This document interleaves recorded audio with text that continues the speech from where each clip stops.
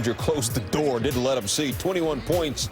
Pacers beat down the Bucks 105-99. Terry Doris, back to you. Stu, thank you. It's been all Spurs here tonight from the start. 95-74 with under 6 minutes left here.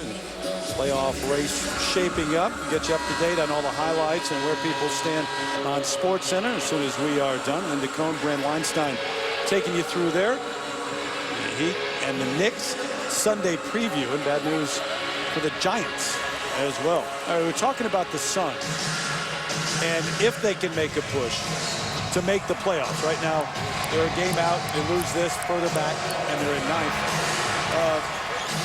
Your thoughts on how they match up in the playoffs, not with any particular team, but how they're built for a playoff run? Well, they're at their best, obviously, when they're out in transition. They're not playing at the same... Spoke volumes, by the way, your hesitation. I mean, I got to be honest with you. I listened to the game last night, and Chris Mullin, I agreed completely with him, and it's opposite of what I heard Rick Bucher say earlier today. Rick Bucher believes the Phoenix Suns have a great shot to make the playoffs. I heard Chris Mullin say he thought the teams that were in the West would stay in, and I'm leaning with the Hall of Famer. I agree. You always go with the chalk. 5 of 6 at home helps, though. Telfair with the jumper. And if you believe Alvin Gentry, he said maybe we can win 5 of these 7 games, which means they'd have to win 5 of their last 6. He believes they'll make the playoffs, or they'd have a great shot. Well, helping them, you know, you've got San Antonio on the final regular season game, right? They're probably not going to care. They won't care. You've got Denver. They're in the mix. The Clippers are pretty set, so that's another team. The one I wonder about is on the 18th, Oklahoma City. If San Antonio is still attached in terms of that best record in the West, then they're going to care, and they're going to want that game. And the second to last game is on the road. That's at Utah. And at that point, the Jazz may or may not be in the mix. Right, and that's just, you know, the best case scenario is like 2 years ago when every game mattered so much in terms of your standing. Telfair with the jumper, 16 in the game for Sebastian.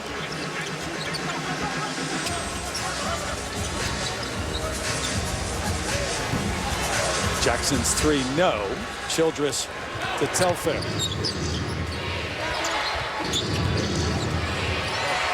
Morris, who I think has really gained a lot of respect as the season's gone on. The dish down low to Warwick in the finish. Bill Self has turned down some players.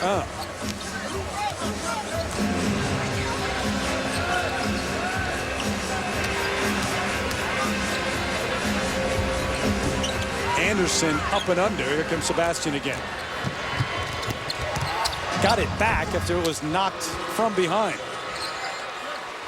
And adding to his total. So it's a 15-point game with 3:38 left. And in the end, this may not look like the game that we just watched. Wow, a chance to get even closer here. Don't forget the NBA countdown at 7:30 Eastern, kicking off NBA Wednesday, the Magic and the Celtics, and then the Lakers and the Warriors. So Dwight Howard, as of right now at least, a herniated disc, out 2 weeks at least, then they'll reevaluate. But worse than they initially thought. Mills, who had a pretty big 3 as the third quarter came to an end. Childress didn't expect it, gives it down low to Warwick. And it's a 13-point game on a 10-0 Phoenix run. This one's almost taken away. Pop wanted the timeout. Stephen Jackson had walked back toward the bench like it was already a foregone conclusion. Wow, 10-0 run within. Closest that Phoenix has been in the second half. SportsCenter coming your way as soon as we are done. 2:53 left in this one. And the Suns certainly haven't given up, haven't stopped playing, Doris. Even when they were down 20 in the first half, I thought their effort was great. They couldn't complete plays, but they didn't stop working. You can tell Telfair all over Mills. He's been a big part of this. Jackson, they run what Pop called the timeout. Telfair with the block. There goes Sebastian. Takes the extra step and the reach-in foul called on Jackson. Did he travel? Looked like it might Looked have like traveled. I think Coach Popovich got up off the bench thinking the same thing.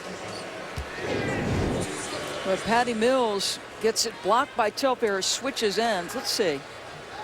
Oh, yeah. About 3 extras. Yeah. No, he took the extra. But he'll go to the free throw line. Telfair with 2:41 left.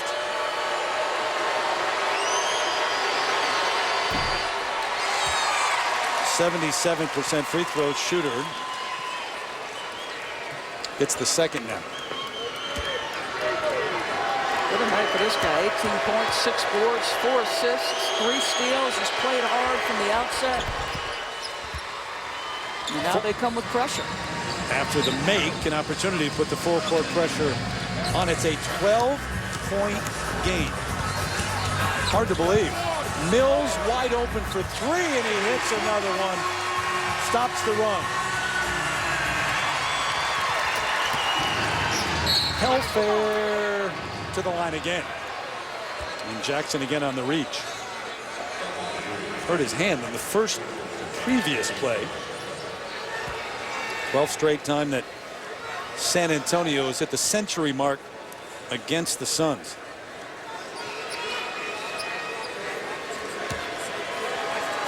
If you're Telfair, I mean, these are crucial minutes to show what you have. Absolutely.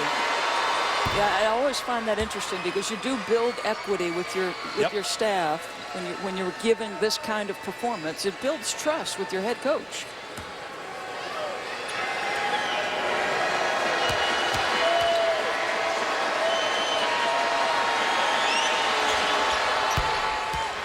.21 in the game for Sebastian Telfair. Full court pressure again.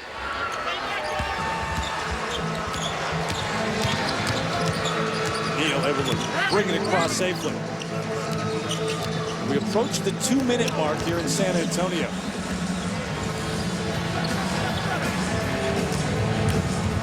Jackson, strong move, draws the foul.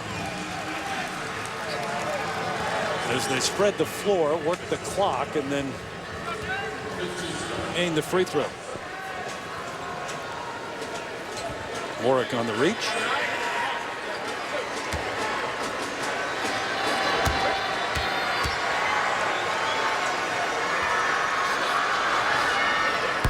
So Phoenix, the Sticks, it'll be a 31-29 record. Then they have Portland at home on Monday. Oklahoma City the next one. Alvin Gentry talked about how difficult it is to go home, even though it's Portland without LaMarcus Aldridge, how difficult after a sustained stretch on the road to go back and win that. Yeah, you come home, you take that sigh of relief. Right. You get back in. It takes you a while to get back in your routine at home after a long road trip. Mills lost it. We'll go to the free throw line. And with a loss here tonight, Alvin Gentry's club will be a game and a half out of that final playoff spot. You start to run out of time, but still, it can happen. Just a tough road from here, even though they're at home. Dan Marley behind the bench.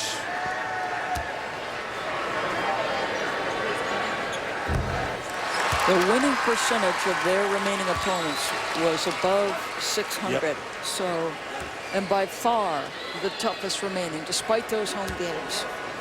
But again, you know, those numbers are skewed because San Antonio and Oklahoma City are 2 of those teams, and where they are will dictate how seriously they take those games. And Utah.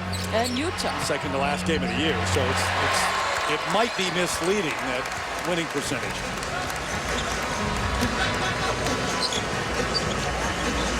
Suns with the trap, although Patty Mills had the answer on the 3 a few moments ago. Jackson, but he stepped on the line, so they'll go back to Phoenix.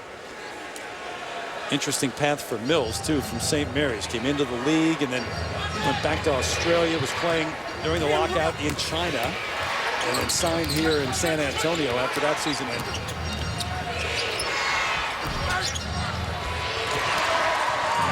Gives him another shooter. Obviously a backup point guard for Duncan, or for Parker, but he's a shooter as well. Yeah, a good speed, gets you know, they want to play with pace. He's a guy who can play with pace.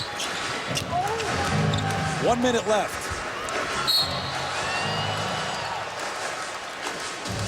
Anderson to the free throw line.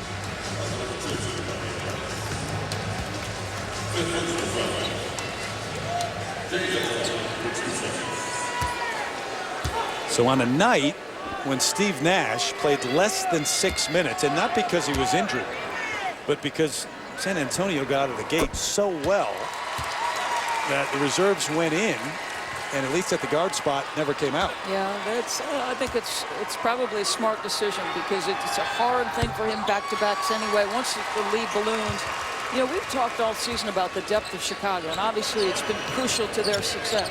How about the depth of San Antonio? True. Hadn't been tested as much. Well, Ginobili misses 30 games, and then you're able to rest the Duncan, Parker as well, and you still win with this 42 games at this point.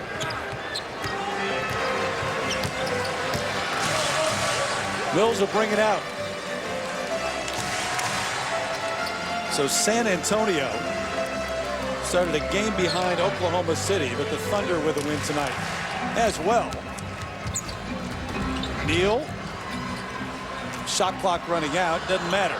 Here comes Price at the other end. 17 seconds left in this one, 105-91. But the Spurs will move to 42-16, and the Suns fall to 31-29, and a game and a half out of that final spot with Houston and Denver ahead of them. But they will head back home for 5 of the remaining 6 games this season, and that'll do it. 105-91. Standings in the West, San Antonio still a game behind Oklahoma City, and Phoenix now a game and a half behind Houston and Denver for the final playoff spot. That'll do it from here. Plenty more coming up on Sports Center, along with the latest NBA playoff push. Good night from San Antonio.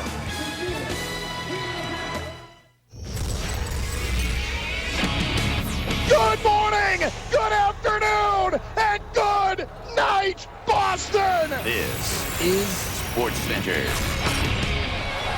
We're going to head right back to San Antonio for post-game coverage of Spurs and Suns, plus how Kevin Durant's big night helped the Thunder keep pace as best in the West. Beat down in the Bronx, Albert Pujols still homerless, but the Angels power past the Yankees. And without Jacoby Ellsbury, the Red Sox rise up and put on a show at the plate.